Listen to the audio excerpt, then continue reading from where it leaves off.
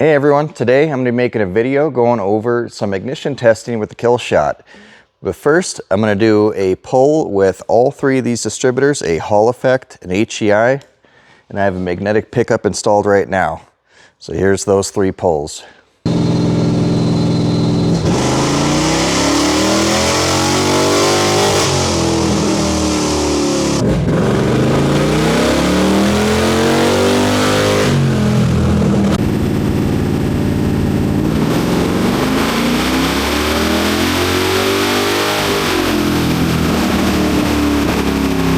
All right, now the part we're focusing on those pulls is the high end of the RPM. Don't worry about the tip in.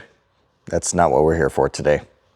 All right, now that I've shown you can make a solid pull all the way to red line with all three distributors, we're gonna be going over the symptoms that you would see with the ignition problems that the Aces Killshot was having before, compared to how it runs now with this new firmware.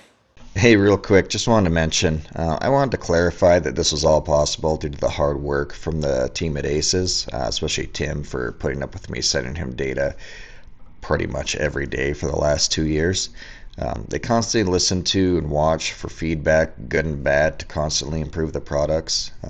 Many of you, customers, shops, tuners, YouTubers, and so on, have been feeding them with data, and they've been doing everything they can with it as fast as possible. Some things take longer to implement than others.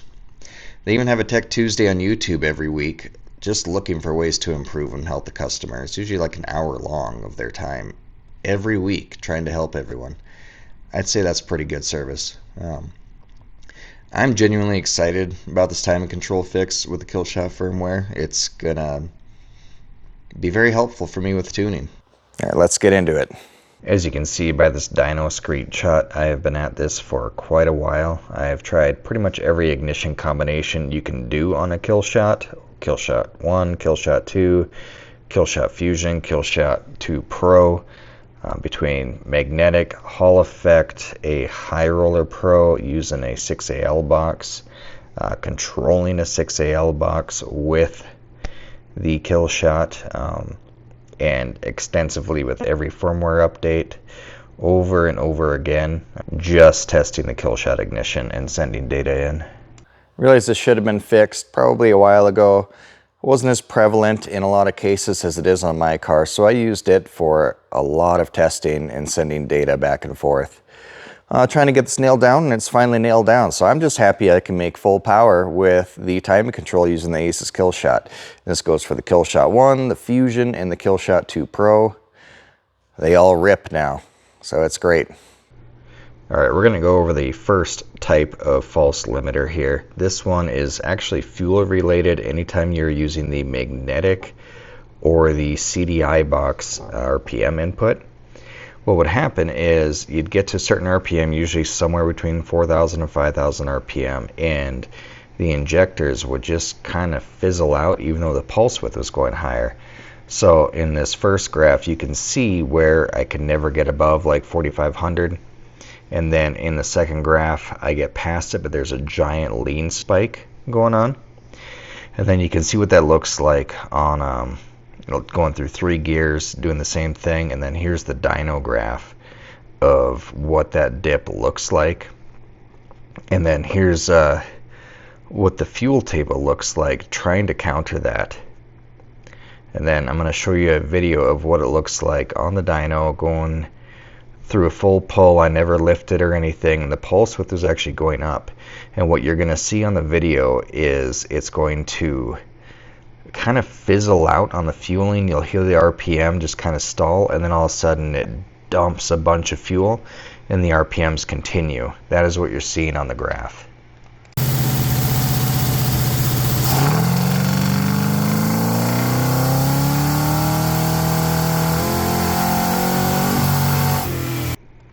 So the next type of false limiter we're going to go over is the ignition cut. This is where it sounds like it's scattering or breaking up really bad. Higher RPM, sometimes it is lower RPM, it varied between each one. For my car, you could not get it above 5,400 RPM, and it sounded horrible above 4,000 RPM. It just got worse the higher it went. Here's more of what that looks like on the graph. It's more of a sharp up and down on your air-fuel ratio, and that is the light blue line on all of these graphs. I forgot to mention that earlier. This video is what that sounds like on the dyno, just holding it to the floor, trying to get through it. Got to about 5,400 RPM.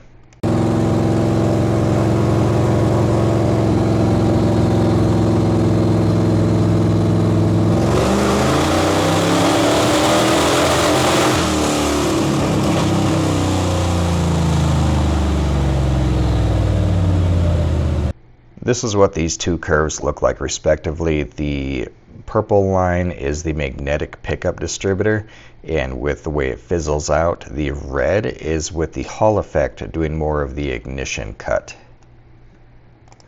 This one's a bonus round where I was trying to use the wide open throttle table to countermeasure things, and it's like the injectors just forgot how to do their job entirely. It was interesting to test that one. So at this point I was genuinely wondering if there was something wrong with my engine causing all this. So I picked up an HEI distributor. It was actually for a 440, and I just bought an adapter from Mancini Racing, stabbed it in, and this thing made more power than it has ever made in the history of this engine. And then I did that 32 more times while I was testing different velocity stacks. So the fuel injection worked great. It was entirely an ignition problem. So I sent all that data to Aces as well, and they did whatever they did with it. Let me show you some more examples here of some dyno graphs. So this one's interesting. What I didn't mention before is that you had to add truckloads of fuel, like get it down to 10-to-1, to get it to skip over that dip. So these three dyno graphs, this is when I had the Killshot 2 on it this spring on the original ECU. And I did 3 back-to-back wizard pulls on the dyno with alert enabled, and each pull got worse, but that's because it was leaning out towards the target of 12.5. So the more closer it got to that target from a starting point of 10.1, the worse it ran at the higher RPM. I should also mention that these tests were done with a High Roller Pro controlling the timing itself and then providing an RPM input through the CDI box input. So let's get to the good news here with the new firmware. These are both using the Gambler 440 distributor with an adapter. Red line is older firmware, green line is newer firmware. Alright, so both of these tests were with the magnetic pickup distributor. It was an off-brand, but green line was new firmware, red line was old firmware. That one's pretty dramatic on the difference. So we knew that the HEI was working perfect, did pull after pull just amazingly. That is represented by our yellow line on this chart. The blue line is the magnetic pickup, and the red line is the Hall effect. There's a little bit where the magnetic pickup did better. That's more just because my engine's really worn out, and it was probably colder on that pull than the others, and I got a little more valve train stability out of it longer than the other pulls. Otherwise the curves are basically identical. I also wouldn't worry about tip in because I didn't tune the tip in at all on any of these. I just got the wide open to pull in the higher RPM and called it a day. So in conclusion, I'm genuinely relieved to not have to do this to my car anymore, and that the info I was sending was useful for the people over at Aces to use. I'm glad I know the remedy of how to fix this. I will say, when you're messing with your timing, be very careful with your rotor phasing, because you can cause similar issues to what you see on this dyno graph ahead of you by not having your rotor phased correctly. It can jump spark and get all kinds of weird things going on, so that is very important. But yeah, if you update to this new firmware and you've been having those false limiter issues, they should go away. Alright, well, thank you everyone for watching. I'm glad my hard work could amount to something with this.